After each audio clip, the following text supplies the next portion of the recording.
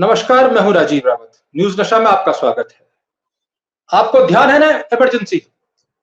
जब देश में इमरजेंसी लगी थी, उस दौर में जन विद्रोह, जन उबाल, जन आंदोलन हुआ था। उसकी परिणति थी जनता पार्टी।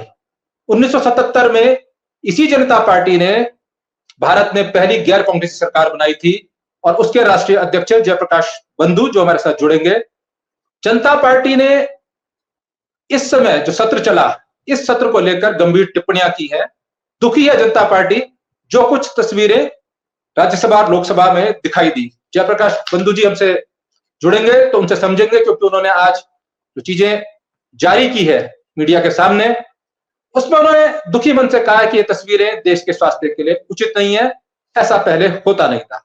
बहुत स्वागत है आपका बंधु साहब न्यूज नशा में।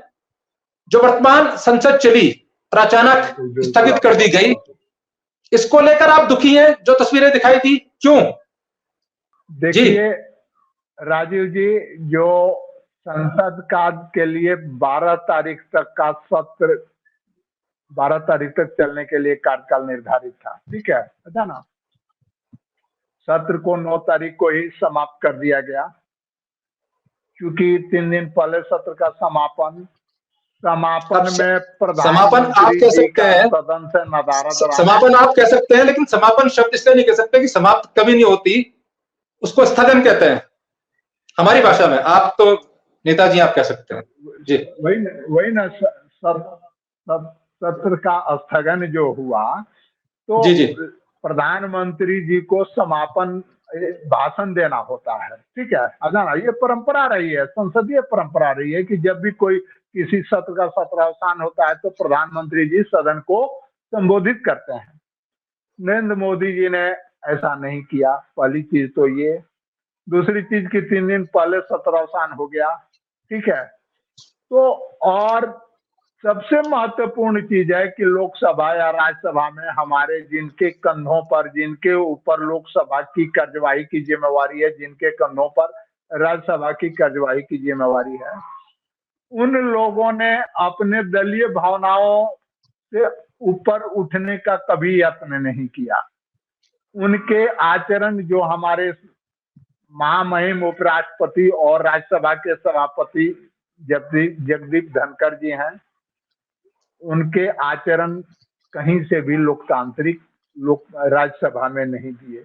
हालात वही हमारे माननीय ओम बिरला साहब का है।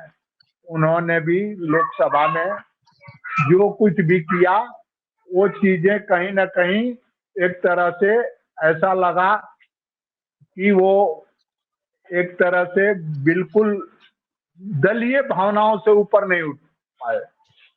तो जनता पार्टी चूंकि एक लोकतांत्रिक व्यवस्था को तब इंदिरा गांधी जी ने तहस नहस किया था, जिसके परिणति में जनता पार्टी का गठन हुआ। जनता पार्टी हमेशा ही लोकतांत्रिक मूल्यों और संसदीय मर्यादाओं के मतलब हिमायती है, उसकी पक्षधर है।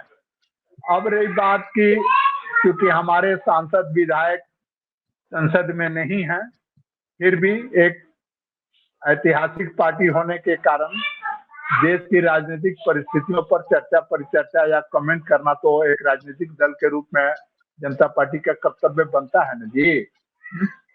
हेलो जी जी, बोलिए राजीव जी। हाँ जी, हाँ जी, आवाज आ रही है, बोलिए। तो ये चीजें जो मैंने देखा, मैं महसूस कर रहा हूँ कि तब आपातकाल की घोषणा की गई थी। अभी देश लगातार 10 वर्षों से अघोषित आपातकाल से रूबरू है। तो जिन बातों की आप जिक्र कर रहे हैं, इन्हीं बातों के बीच इस बात का भी अंदेशा है कि शायद ये पहली बार संसदीय इतिहास में हो कि स्पीकर राज्यसभा के खिलाफ महाअभियोग प्रस्ताव आए। क्या इससे पूर्व कभी ऐसा हुआ है? जब चेयर पर महाअभियोग प्रस्ताव भारत के संसद में, लोकसभा या राज्यसभा में आया हो? भारत के संसदीय इतिहास में ऐसा नहीं हुआ है, किंतु ऐसा पहली बार होगा कि राज्यसभा के उपसभापति के विरुद्ध महाभियोग प्रस्ताव लाने की विपक्ष तैयारी कर रहा है। और ये भारत के संसदीय इतिहास का सबसे मतलब कि क्या कहेंगे माने काला दिन। अव्यवहारिक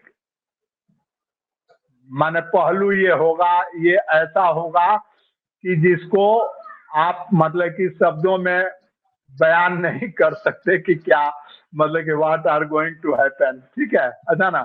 बट मैं जो समझता हूं कि चूंकि हमारे उपराष्ट्रपति महोदय जो राज्यसभा के पदेन सभापति होते हैं, उन्होंने जिस तरह के आचरण, जैसे गांव में बकरियों को चराया जाता है और बकरियों को जैसे चरवाहे हुल्क मतलब के डंडा लेकर के इधर घूम उधर घूम, इधर जा उधर जा करता हुआ, वैसे हमारे जगदीप धनखड़ जी का आचरण है जो एक तरह से असंवैधानिक है, अलोकतांत्रिक है, अमर्यादित है।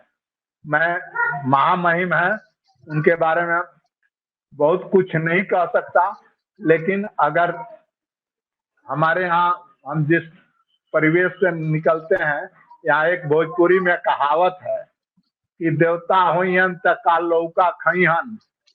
अभिप्राय ये कहने का मतलब कि आप सर्वोच्च संवैधानिक पद को पर आसीन व्यक्ति हैं, द्वितीय वरिष्ठ नागरिक हैं देश के, आपका मतलब कि क्रम दूसरा है, तो आपका आचरण भी तो संसद में वैसा दिखना चाहिए।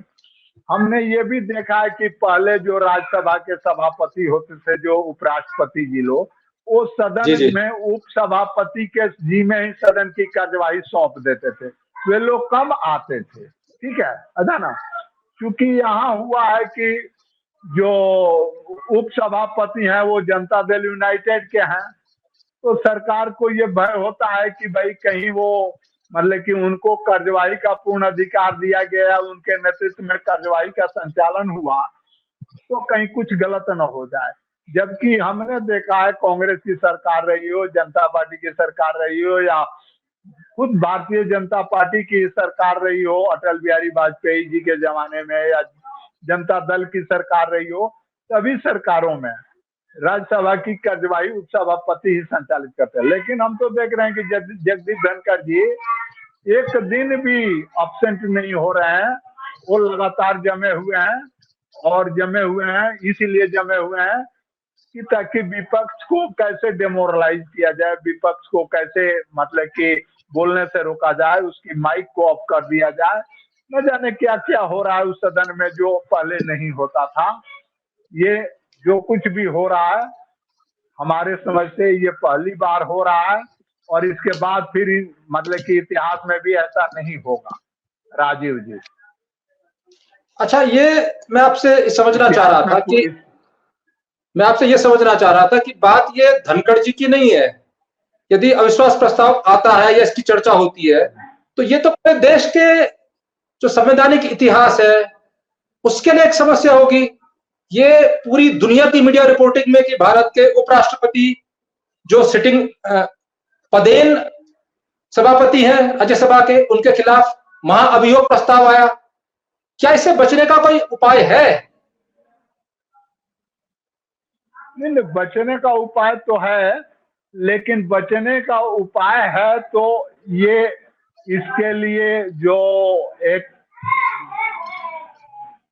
सत्ता पक्ष और विपक्ष बैठ करके इस पर मंत्रणा करे, इस बात के आश्वासन हो कि नहीं भाई आगे से चल करके ऐसा नहीं होगा और बचा जा सकता है, और बचा जाना ही चाहिए, क्योंकि हमारी सोच है कि बचा जाना चाहिए। लेकिन यदि बचने के सारे प्रयास बंद हो जाएं, सारे रास्ते बंद हो जाएं, तो भाई महाभियोग तो, क्योंकि उनके आचरण ऐसे प्रतीत हो रहे हैं जो भारत के तो संसदीय इतिहास में अगर ऐसा होता है तो ये अप्रत्याशित होगा, अभूतपूर्व घटना होगा, और हम उम्मीद करते हैं कि ऐसा नहीं होना चाहिए।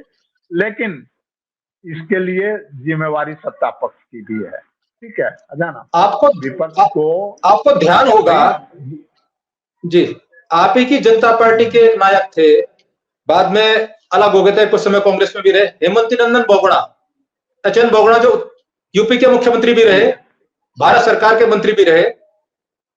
एचएन बोगड़ा के पुत्र जो बाद में उत्तराखंड के मुख्यमंत्री बने, सांसद बने, देश में 2 बार सांसद बने, जब वो हाईकोर्ट के जज थे और उन पर महाअभियोग लाने की बात हो गई थी उनको हटाने के लिए, तब उन्होंने हाईकोर्ट के जज की कुर्सी से रिजाइन कर दिया था। उनसे कहा गया कि महाअभियोग प्रस्ताव आ रहा है, पास होगा या नहीं अलग विषय है, लेकिन सिर्फ प्रस्ताव आना ही बड़ी बात थी। और उन्होंने पक्की नौकरी, एक जज की पक्की नौकरी, रिटायरमेंट वाली नौकरी जिस पर पेंशन भी मिलेगी, वो छोड़ दी। धनखड़ जी की तो नौकरी पक्की भी नहीं है ये वाली, ये तो कार्यकाल वैसे भी पूरा हो जाएगा। तो महाअभियोग जैसी बात को बचाने के लिए क्या ये करना चाहिए कि देश के इतिहास पर ऐसा काला धब्बा ना हो? उस धब्बे से बचने के लिए स्वयं रिजाइन कर देना चाहिए यदि ऐसी नौबत आती है तो? नैतिकता क्या कहती है? देखिए राजीव जी, नैतिकता का बोध हो तब न त्याग पत्र आए, ठीक है, ऐसा ना? क्योंकि अगर नैतिकता का बोध होता तो सदन में ऐसे आचरण ही नहीं होते।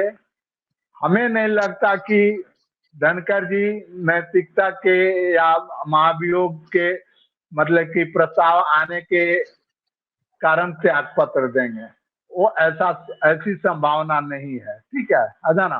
क्योंकि वो बहुत हाई लेवल का मोरल, जिनके बहुत उच्च स्तर का नैतिक स्तर होता है, वे लोग ऐसा आचरण करते हैं कि भाई हमारे ऊपर अगर एलिगेशन हुआ, हमारे ऊपर आरोप हुआ, हमारे ऊपर आरोप लगा, तो बेहतर है कि हम यहाँ से मुक्त हों और बोले कि भाई आप लोगों को अगर मैं पसंद नहीं तो मैं आपके बीच से जा रहा हूं। ऐसा धनखड़ जी नहीं कर पाएंगे और ना ही धनखड़ जी कर पाएंगे ना भारतीय जनता पार्टी का अभी जो सरकार है उसके वो कोई भी पदधारी के ऊपर नैतिकता के तकाजा के धरातल पर, नैतिकता के आधार पर अगर त्याग पत्र की अपेक्षा करी जाए तो हम समझते हैं कि ये एक मतलब कोरी कल्पना होगी, ऐसा संभव नहीं है।